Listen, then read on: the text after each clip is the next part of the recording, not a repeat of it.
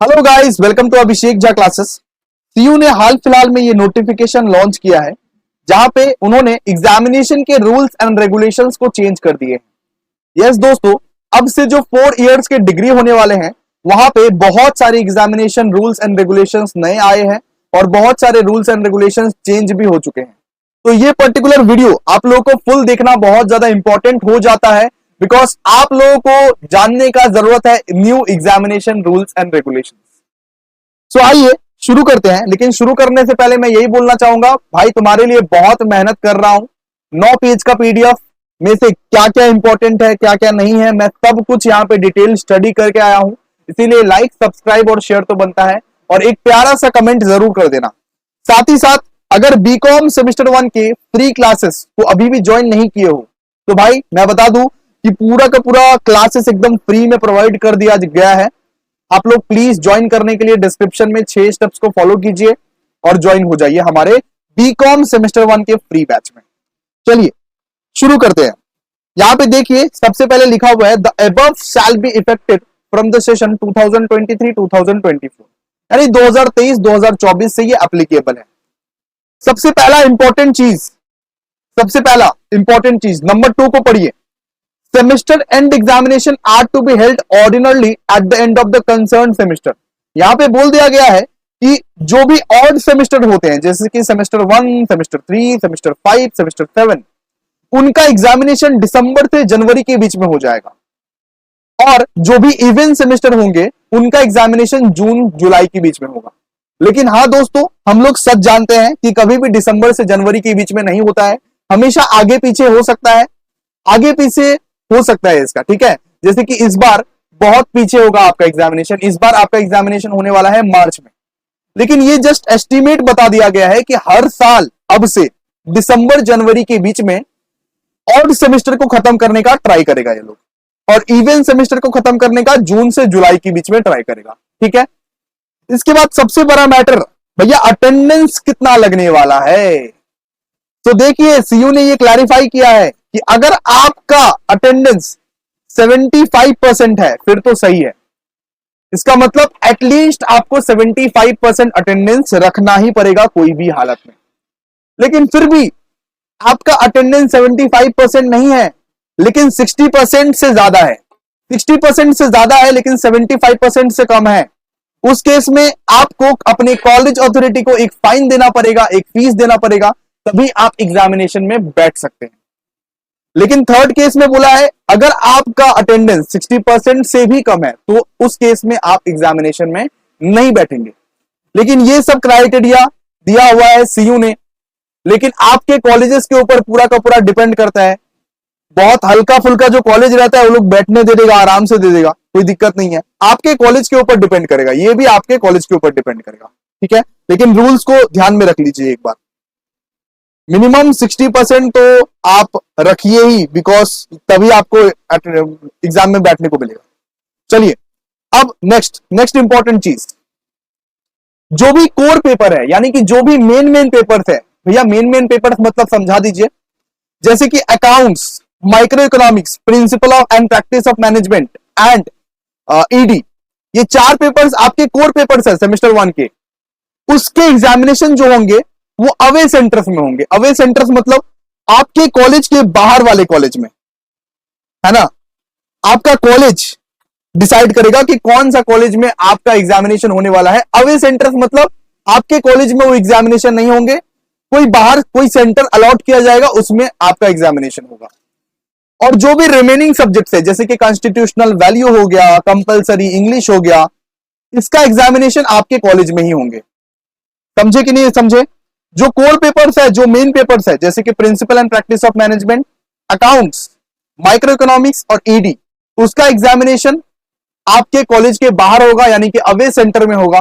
और home centre में यानी कि आपके कॉलेज के अंदर कंपलसरी इंग्लिश, सीबैक वाला पेपर होगा, मतलब कि कॉन्स्टिट्यूशनल वैल्यूज और मतलब ईवीएस, ये सब पेपर आपके होम सेंटर्स में होंगे। और एक चीज, जो सारे के सारे जो पेपर्स है, सब के सब जो पेपर्स है, सब के सब पेपर बनाएंगे सीयू, यूनिवर्सिटी ही बनाएगा सारा का सारा पेपर, ठीक है। चाहे वो होम सेंटर वाला पेपर क्यों ना हो, वो कॉन्स्टिट्यूशनल वैल्यू का भी पेपर यूनिवर्सिटी ही बना के भेजेगा आपका कॉलेज का, आपका कॉलेज एग्जाम लेगा उस पेपर के बेसिस पे। कॉलेज कोई भी पेपर नहीं बना सकता है, सिंपल सा बात है। इंटरनल एग्जाम या तो ट्यूटोरियल एग्जाम का जो पेपर होगा वो सिर्फ कॉलेज बनाएगा, उसको कॉलेज ही चेक करेगा और उसको कॉलेज ही चेक करके सबमिट करेगा यूनिवर्सिटी को। सिर्फ इतना ही राइट दिया गया है अपना कॉलेज को, ठीक है। इंटरनल एग्जाम यानी कि ट्यूटोरियल एग्जाम का जो पेपर होगा वो आपका कॉलेज बना सकता है, लेकिन जो मेन एक्सटर्नल एग्जाम होंगे उसका सारा का सारा पेपर यूनिवर्सिटी ही बनाएगा। सिंपल, समझ में आ गया आपको। इसके बाद मेन इंपॉर्टेंट बात, मीडियम ऑफ आंसर। आंसर कौन सा भाषा में लिखना है, यहां पे क्लियरली बोल दिया गया है। क्वेश्चन पेपर आपका इंग्लिश में होगा, क्वेश्चन पेपर आपका इंग्लिश में होगा, लेकिन आंसर आप लोग बंगाली और इंग्लिश में लिख सकते हो, बंगाली और इंग्लिश में लिख सकते हो आंसर, ठीक है। चलिए, आंसर आप लोग बंगाली इंग्लिश में लिख सकते हो, क्वेश्चन पेपर आपका इंग्लिश में होगा। इसके बाद देखिए, an examination shall be held always under the current syllabus. जो आपका करंट सिलेबस चल रहा है उसके बेसिस पे ही आपका एग्जामिनेशन होगा। इसके बाद मेन पॉइंट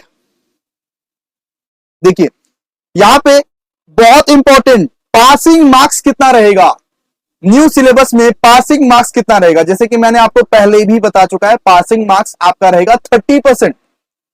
आपको 30% सिक्योर करना है कोई भी हालत में, वही रहेगा आपका पासिंग मार्क्स।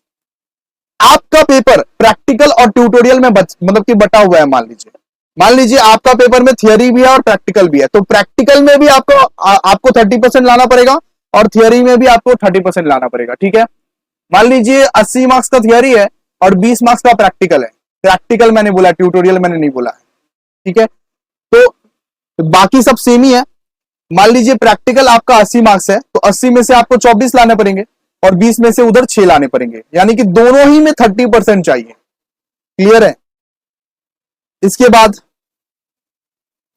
इसके बाद देखिए, यहां पे इंपॉर्टेंट चीज, अगर कोई कैंडिडेट 30% मार्क्स स्कोर कर लेता है अपने फर्स्ट 2 सेमेस्टर में और उसके बाद वो कॉलेज को छोड़ना चाहता है, उसके बाद वो चाहता है नहीं हम कॉलेज में नहीं पढ़ेंगे, तो भाई मत पढ़ो, तुमको मिल जाएगा सर्टिफिकेट इन कॉमर्स। उस केस में तुमको मिल जाएगा सर्टिफिकेट इन कॉमर्स, ठीक है।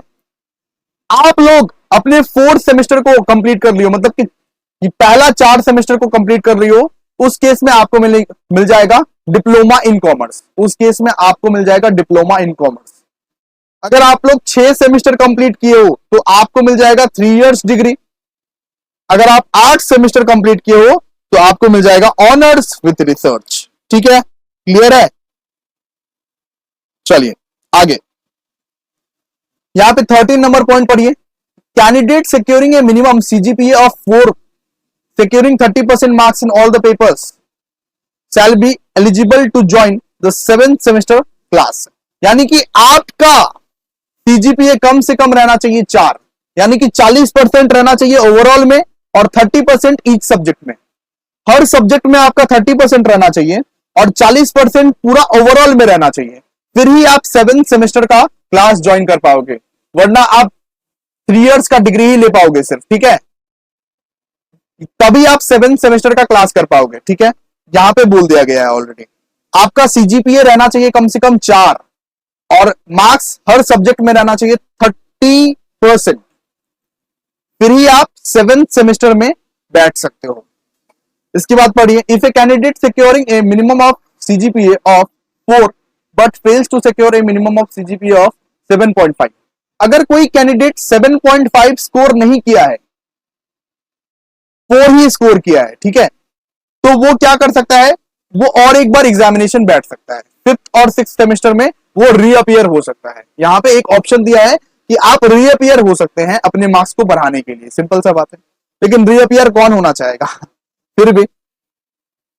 इसके बाद 14 में देखिए, candidate joining the 7th and 8th semester classes fulfilling the conditions laid down in 13.1 and securing 13% in all the papers but failing to obtain CGPA of 4 after 8 semester of the 4th program will be awarded 3 years BCom। यानी कि अगर आप 8 semester में 4 CGPA नहीं ले पाए, अगर आप 8 सेमेस्टर में 4 CGPA नहीं ले पाए, तब आपको 3 इयर्स का बीकॉम ही दिया जाएगा बाबू, ठीक है। कम से कम 4 CGPA चाहिए आपको। 4 CGPA मतलब 40% के हिसाब से आपको चाहिए। आपका 8वां सेमेस्टर में आपका 40% के CGPA से रहना चाहिए, वरना आपको 3 इयर्स का बीकॉम अवार्ड कर दिया जाएगा। ध्यान रखिएगा, 40% चाहिए कोई भी हालत में।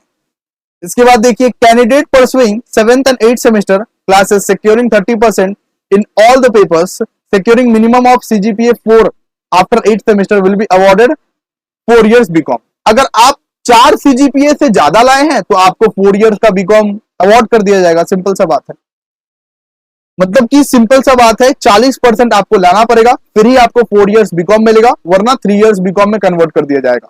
ध्यान रखिएगा इसको। इसके बाद देखिए important point, a candidate who is eligible to appear at any semester end examination does not enroll or does not appear to the examination or fails to secure qualifying marks in one or more paper to the concerned examination, as well as candidate not eligible to appear at the semester end examination। मतलब कि यहाँ पे supply का बात किया गया है दोस्तों। अगर आपको कोई भी सेमेस्टर में सप्ली आ गया है तो आप दूसरे सेमेस्टर में बैठ सकते हैं। यहाँ पे यही बताया गया है कि अगर आपको मान लीजिए सेमेस्टर 1 में सप्ली आ गया है तो आप सेमेस्टर 2 का क्लास कर सकते हैं, लेकिन सेमेस्टर 3 में जाने से पहले, सेमेस्टर 3 का एग्जाम देने से पहले आपको सेमेस्टर 1 क्लियर करना पड़ेगा। ये कंडीशन है बाबू। सेमेस्टर 1 में फेल हो गए, सेमेस्टर 2 का क्लास कर सकते हो, सेमेस्टर 2 का एग्जाम दे सकते हो, लेकिन सेमेस्टर 3 में तुमको जाने से पहले सेमेस्टर 1 पहले क्लियर करना पड़ेगा। क्लियर है? चलिए आप लोग पढ़ लीजिएगा, मैं एक समराइज्ड वे में आपको बता रहा हूं सब कुछ। देखिए 16 नंबर पढ़िए, important. If a candidate secure qualifying marks in practical paper project work tutorial but fails to secure qualifying marks in theoretical paper, the marks of practical paper project shall be retained.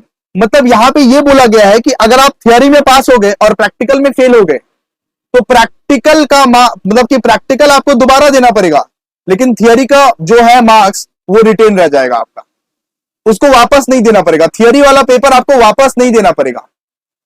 मान लीजिए economics का अगर मैं बात करूं, मान लीजिए 50 marks का मेन एग्जाम होगा और 25 मार्क्स का इंटरनल होगा।